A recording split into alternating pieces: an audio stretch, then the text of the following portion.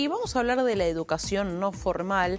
Mucho se habla últimamente, ¿no?, de la educación en nuestro país, en qué situación está. Se nota que hay una crisis profunda en el sistema, pero hay que analizar todas las posibilidades de educarse que hay hoy en nuestro país y puntualmente cómo eso puede beneficiar a los jóvenes para que se puedan insertar en el mercado laboral, que eso también termina siendo una problemática. Bueno, terminé el colegio y ahora, como esa gran pregunta que le aparece a cualquier persona que finaliza los estudios secundarios. Y en ese sentido, bueno, analizar más en detalle lo que es la educación no formal en nuestro país, y no solamente en nuestro país, sino también en la región, para darle un mayor reconocimiento, una mayor visibilidad.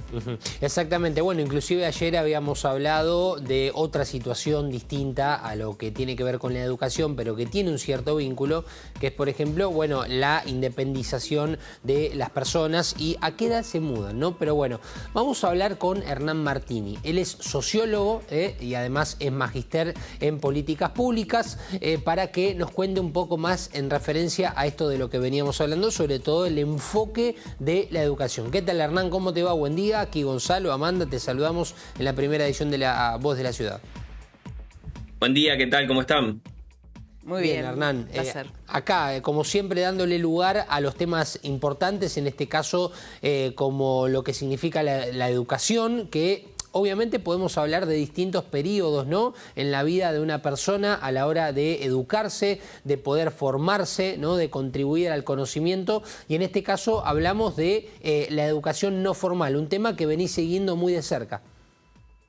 Sí, primero gracias por la comunicación y por poner en agenda la cuestión educativa, sobre todo en años como este que tomamos decisiones importantes, si se quiere.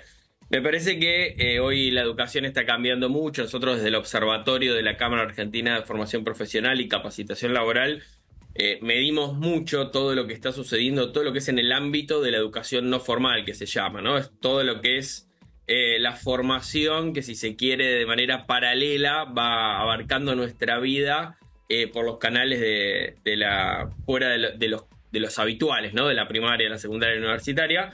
Pero también es cierto que está teniendo un auge importantísimo en los últimos años, sobre todo post pandemia, que fue, si se quiere, ahí explota un poco todo lo que es este tipo de formaciones. Y diría que es por tres razones fundamentales. Una es la mediación tecnológica. Hoy prácticamente, te diría, el 60% de este tipo de formaciones o de las capacitaciones profesionales se dan de manera a distancia. Esto lo tenemos medido y hay una evolución, de hecho, muy marcada. La segunda razón es la aceleración del mercado de trabajo.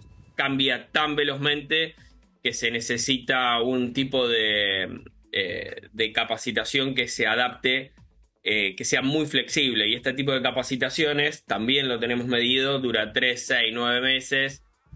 Que no significa que uno estudie ese tiempo. Uno puede estar estudiando años, pero lo hace en tramos más cortos. Y de hecho, hoy las universidades, las instituciones formales, se están adaptando a eso y están buscando adaptarse a eso. Argentina está en una búsqueda de eso.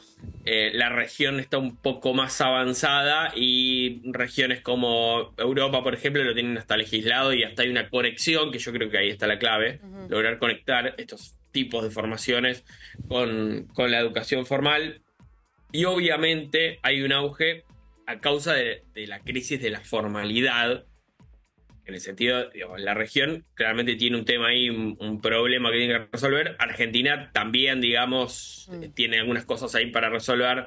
Para ser muy simple, la mitad de los chicos no están terminando en tiempo y forma la escuela. Y si se quiere, este tipo de educación viene a abrir alguna de esas puertas que estaban cerradas. Hernán, esto último que mencionabas, ¿puede tener que ver también con no identificarse con el sistema educativo formal que ofrece hoy, hablando puntualmente de nuestro país para tampoco hacerlo tan genérico, que ofrece la Argentina? Digo, también hay un montón de aspectos lógicos que tienen que ver con lo socioeconómico, que capaz si un chico no puede pensar en otra cosa que tener un plato de comida en el día porque no lo tiene garantizado. Digo, todas esas cosas obviamente que influencian, ¿no?, a la hora de tener estas estadísticas. Pero digo, además de esa realidad cruda que tenemos en Argentina, ¿hay una falta de reconocimiento como de identificación dentro de lo que es el sistema por lo que ofrece y por lo que es la realidad del mercado laboral? Claramente hay una falta de alineación de las expectativas de lo que el sistema está ofreciendo, el sistema educativo está ofreciendo respecto a las expectativas que tienen, que tienen los jóvenes respecto a lo que es el futuro.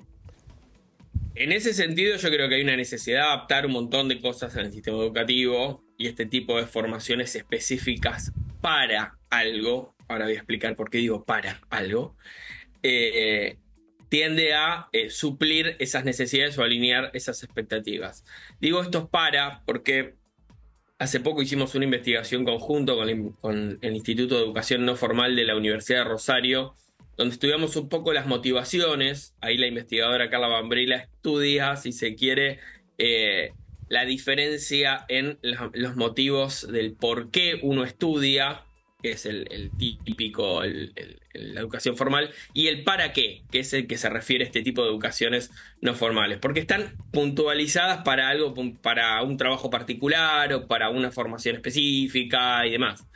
Y es interesante porque acá también estudiamos las motivaciones de por qué se eligen, de para qué se eligen este tipo de formaciones, y es de lo más diversa, pero claramente está apuntado a buscar un trabajo particular, y tiene algunos detalles interesantes porque una de las cuestiones que aparecen ahí, dos cosas voy a decir que me parecieron interesantes de esa investigación. Una de ellas es que atraviesa todo tipo de personas que han pasado por la formalidad, desde las personas que no terminaron el secundario hasta que lo terminaron, hasta personas que han terminado la universidad y se quieren seguir formando y especializando y tienen que adaptarse al mercado laboral más allá de tener una carrera de grado. Y el otro dato que me pareció interesante, porque tiene un aspecto social y una necesidad que viene a cumplir también, es que el 70% de las formaciones lo está haciendo mujeres. Así que está buscando, si se quiere, en este tipo de formación, la salida que hoy en el mundo, si se quiere, es auge en un montón de temáticas, ¿no? Que uno tiende a pensar que son solo las tecnológicas, pero hay un montón de formaciones que vienen a complementar este tipo de educación. Hernán. Y me parece que en función de tu planteo de tu pregunta original, que tal vez un poco me fui de las ramas, es necesario pensar estratégicamente para poder adaptarse.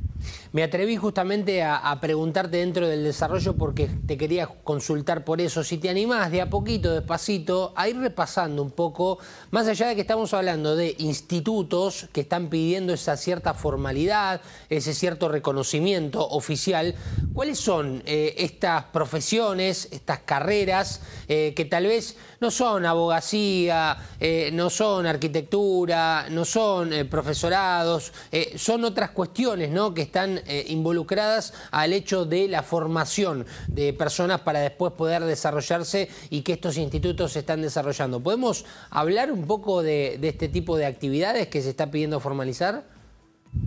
Sí, de todas maneras me gustaría hacer una aclaración. Yo creo que no hay una necesidad de formalizar. De hecho, hay un valor en lo no formal, que es esta flexibilidad. Esto también se trata en el libro de Carla Bambrila respecto a la educación no formal. Hay un valor en esa no formalidad que le permite todas estas potencias de adaptabilidad y de flexibilidad del mercado laboral. Yo creo que la política pública que tendríamos que estar pensando, las estrategias que tendríamos